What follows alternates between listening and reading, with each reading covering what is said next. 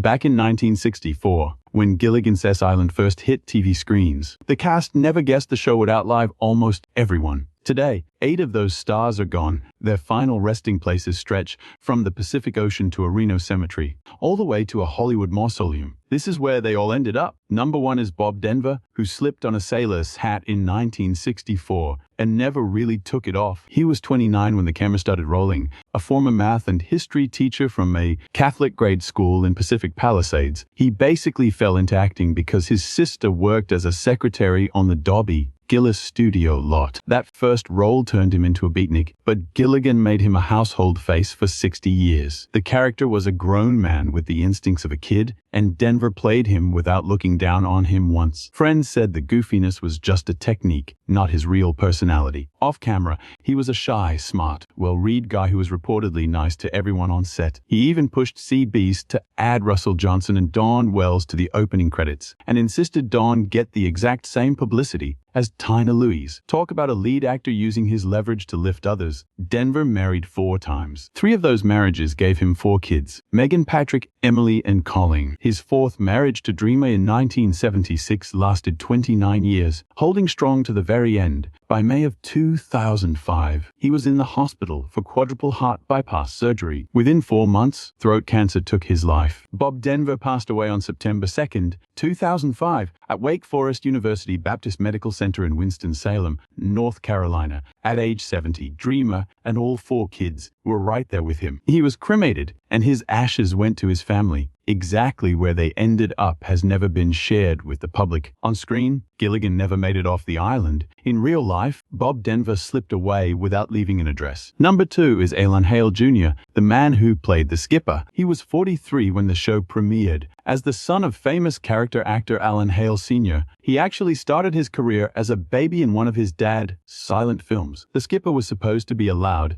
angry captain, but Hale turned him into something else entirely. A frustrated father figure whose anger always melted away before it could land. The famous hat slap, the little buddy line, and that long-suffering look whenever Gilligan ruined another rescue. What most viewers never knew is that Hale served in the U.S. Coast Guard during World War II from 1942 to 1945. That seamanship was completely real. After the show, the typecasting was so intense he opened a Beverly Hills restaurant called Alan Hale's Lobster Barrel, greeting customers at the door wearing his famous skipper hat. He turned a career trap into a thriving business on his own terms. Hale married twice, first to Bettina Reed from 1943 to 1964, having 4 kids together. Then he married Naomi Ingram from 1964 until his 26 years later. Naomi was by his side as thymus cancer took him at St. Vincent Medical Center in Laos.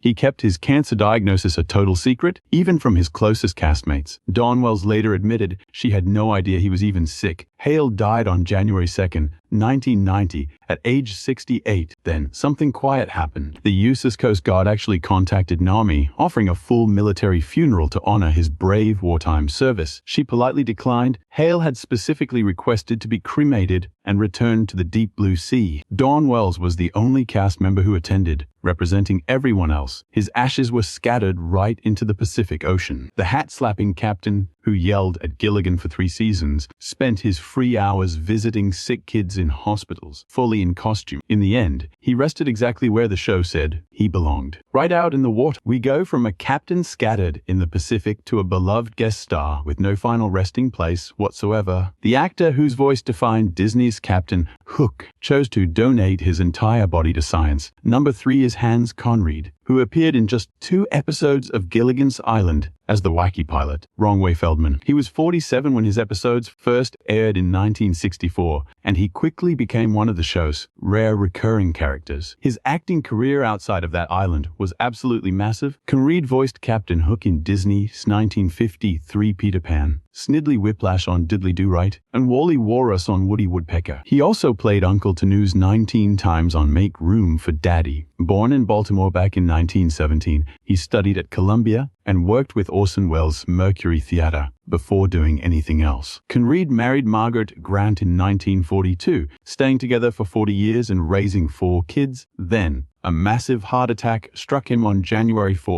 1982. He passed away the next day in Burbank, California, at age 64. As he wished, his body was donated to medical science. There is no grave, no headstone, and no plot. Out of everyone on this list, Hans Conried alone has no physical resting place. The iconic voice that defined Captain Hook for generations of kids belongs to a man who rests in no cemetery. Disney's most iconic bad guy ended up helping out medical students he'd never even meet. At number 4, Natalie Schaefer. She played Lovey Howell and lied about her age to so many people for so long that her absolute closest friends were totally stunned when her obituary finally revealed the truth. She was actually 63 when the sitcom premiered, though she kept telling everyone she was 51. Schaefer was born in Red Bank, New Jersey on November 5, 1900, into a German Jewish family. By 1927, she hit Broadway. By 1941, she reached Hollywood. Lovey was supposed to be a humorless high society snob, but Schaefer begged the writers to read George Kaufman's play, Dulcie, to show them a better direction. A dizzy, scatterbrained, yet endearing socialite who genuinely loved her husband. Her final performance was way kinder than the script ever demanded, and that warmth was the whole point. She married actor Louis Cohen in 1934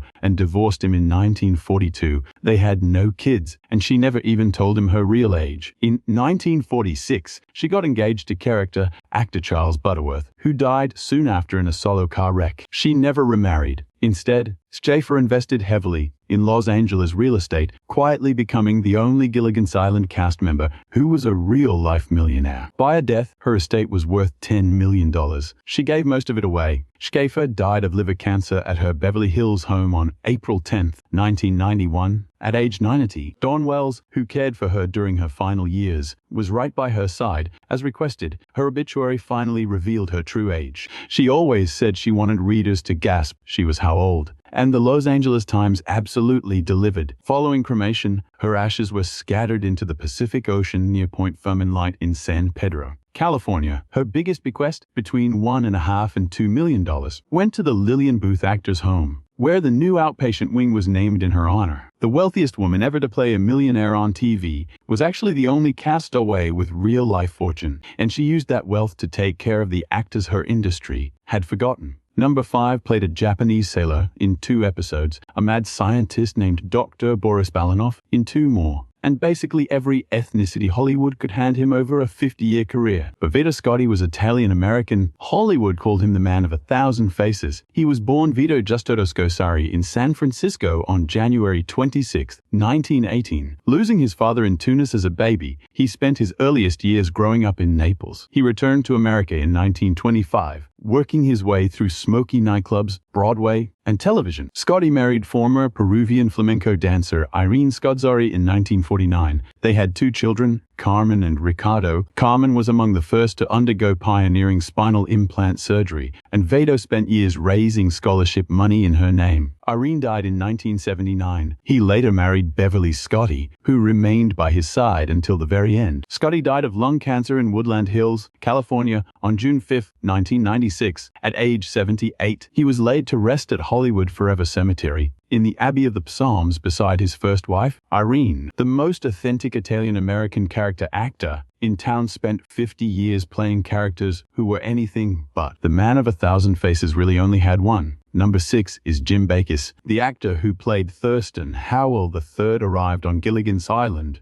already holding 2 of the most iconic voices in American show business. He had voiced Mr. Magoo since 1949, a gig that earned 2 Oscars for Best Animated Short. He had played James Dean's father in Rebel Without a Cause, vacuuming in an apron, in a performance that became highly analyzed in 1950s American cinema. He was 51 when the show premiered, born February 25, 1913, in Cleveland. Raised in upper-middle-class Bratton, he attended Kentucky Military Institute alongside future star Victor Mature before studying at the American Academy of Dramatic Arts in New York. Years later, he summed up his entire career with just one line: "I decided to try radio for a living simply because I like to eat on a regular basis." Bakis was briefly married to Betty Keane from 1939 to 1942. Then married Henny Bakis in 1943, staying together 46 years. The couple never had biological children. They co-wrote 4 comedy books, including Bakis Strikes Back and What Are You Doing After the Orgy? energy. Henny outlived him by 15 years and rests beside him. Eventually, Parkinson's disease stole his ability to work. By the time the 1981 reunion movie, The Harlem Globetrotters on Gilligan's Island, was filming,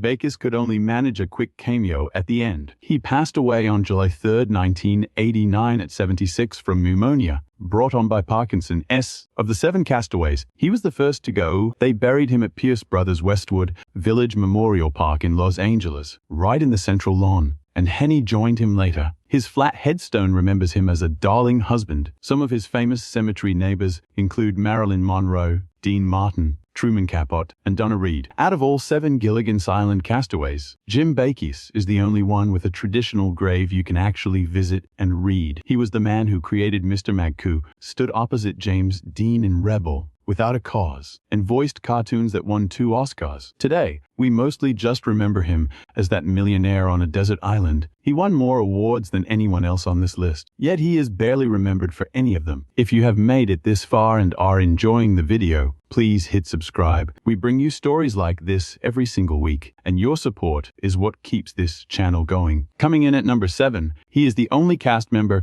whose career skyrocketed after Gilligan's Island. Kurt Russell was just 13 when he did the 1965 episode Gilligan Meets Jungle Boy. He played a feral child who could only mimic words back. Walt Disney already had him locked into a 10-year contract. Born in Springfield, Massachusetts on March 17, 1951. He was the son of actor Bing Russell. By the early 70s, he was Disney's top star. He married Susan Hubley in 1979, having a son, Boston. They divorced in 1983, and that February 14th, Russell started his romance with Goldie Hawn, a legendary partnership that has lasted 43 years without a wedding. The son Wyatt arrived in 86. Now 75, he is still working, splitting his time between homes in Snowmass Village, Manhattan, and Palm Desert. His recent work includes the Christmas Chronicles movies and the Fast and Furious franchise. That kid in the leopard skin loincloth back in 1965 grew up to play Snake Plissken,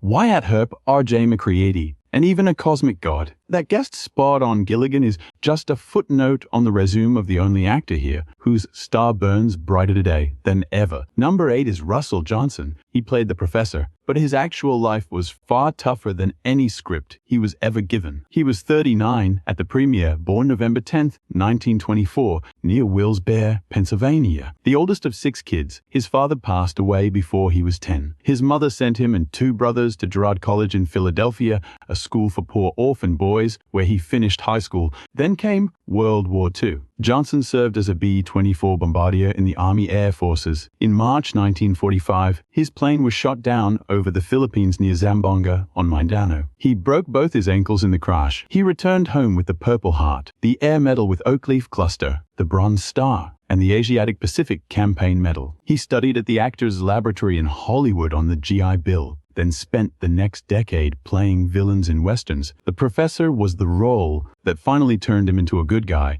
and he was so popular the writers had to rewrite the opening credits just to include him. Johnson married actress Kay Cousins back in the late 1940s. They had 2 kids, David and Kimberly. Kay died in 1980. David passed in 1994 at age 36, and that loss shattered Russell completely. He spent the next 20 years volunteering and raising money for RIV and AIDS research. He married Constance Dane in 1982, moving to Bainbridge Island, Washington in 1988. Russell Johnson died at home on Bainbridge Island on January 16, 2014, from kidney failure at 89. His agent said he passed peacefully in his sleep. Don Wells wrote on Facebook, "That day, my 2 favorite people are now gone. The professor passed away this morning. My heart is truly broken." Johnson was cremated. His ashes returned to his family. The man who on-screen built a shortwave radio broadcast from a coconut had in real lichen, both ankles parachuting out of a B-24 over Mindanao. Professor Hinckley's competence was never just invented for the script. He lived it first, a real-life war hero who survived tragedy, passing the torch to one of the youngest faces on the set. She was the most recent cast member to pass away, and the only castaway buried next to her mother in her own hometown. Number 9 is Dawn Wells. She played Marianne Summers, and in October of 2018, she had to launch a GoFundMe for assisted living because the show that ran syndicated for 53 straight years paid her almost nothing, a 25 during the premiere. She passed at 82, Across those decades, she said her absolute best year on the island only brought in $50,000. Meanwhile, the show's producer reportedly made $90 million. Wells was born in Reno, Nevada on October 18, 1938. As the great-granddaughter of an Old West stagecoach driver, she studied pre-med at Stevens College in Missouri before switching to theater at the University of Washington. She won the 1959 Miss Nevada pageant. She competed in the 1960 Miss America pageant and landed professional Hollywood gigs within 2 months of moving. Marianne was the show's quiet center. Pigtails, gingham, zero edge, zero agenda. Wells played her completely straight, and that choice made the entire performance. She married talent agent Larry Rosen in 1962. Their marriage ended in 1967. The same year Gilligan's Island went off the air. She never remarried, and she never had kids. Decades later, she cared for Natalie Schaefer during the older actress's final years, reportedly inheriting a portion of her estate. Though she never confirmed it publicly, Dawn Wells passed away on December 30, 2020, in Los Angeles from COVID-19 complications. She was 82. She was the last of the 7 castaways to go, just another tragic loss in a year already overflowing with them. By that time, her fams had raised nearly $200,000, yet her reported net worth was only around $50,000. They laid her to rest at Mountain View Cemetery in Reno, Nevada, specifically in the Pinecrest Lawn section, sharing a headstone with her mother, Evelyn. The Kansas farm girl from the show finally returned to her Nevada birthplace, resting forever beside the woman who raised her, the beloved face appearing in syndicated reruns across every American time zone for half a century, died with less money in her account than a modern sitcom star makes in a single afternoon from Residuals. Marianne was finally back with her mother. If you grew up watching this show, leave a comment below. Which castaway do you remember best, and whose story hits hardest now that you know what happened to them? I read every single reply. And number 10 is the last one still standing. Tina Louise was 30 when Gilligan's Island first aired, and she is 92 as I record this today. Born Tina Blacker in New York City on February 11, 1934. She studied at the Actors Studio under Lee Strasberg, who she credited as her life's biggest influence. She won the 1959 Golden Globe for New Star of the Year for her film, God's Little Acre. She was starring alongside Carol Burnett on Broadway in Fade Out, Fade In when Hollywood recruited her to play Ginger Grant. Ginger was originally written as a sharp, edgy temptress, but Louise refused to play her like that. They compromised, shaping Ginger into a kind, slightly dazed Marilyn Monroe type who used glamour for survival, not as a weapon. This made Ginger the Islander's only character playing a character of her own. Naturally, she constantly clashed with the producers. She thought she was signed as the show's main star and was furious to find out it was an ensemble cast. She flatly refused to join any of the 3 reunion movies. Other actresses took over the role of Ginger without her. For 60 years, she has insisted that Gilligan's Island ruined her film career. Lois married talk show host Liz Crane in 1966, divorced in 1974, and never remarried. They had one daughter, Capers Crane, who became a successful novelist and TV writer. Making $1,500 an episode, she and Jim Backus were the highest paid, yet in 2025, she admitted she still gets no residuals. In May 2026, she remains alive, residing in the Manhattan apartment building she has occupied for decades. This past March, she told the New York Times that she wants to be known for other work. She made a rare public appearance uptown in June 2025. Lately, her feelings toward the show have gently softened, admitting to reporters after Dawn Wells died that she actually loved playing Ginger, despite what critics said about her over the years. The actress who refused for 60 years to ever do a reunion, the ultimate holdout, the so-called difficult one. The iconic Ginger everyone remembers is now the only member of the original cast still alive. Hollywood's difficult woman has outlived every single co-star who ever labeled her that. The others ended up in a Reno cemetery, in the Pacific, off different coasts, in a Hollywood mausoleum, on a Westwood lawn, and one with no final resting place.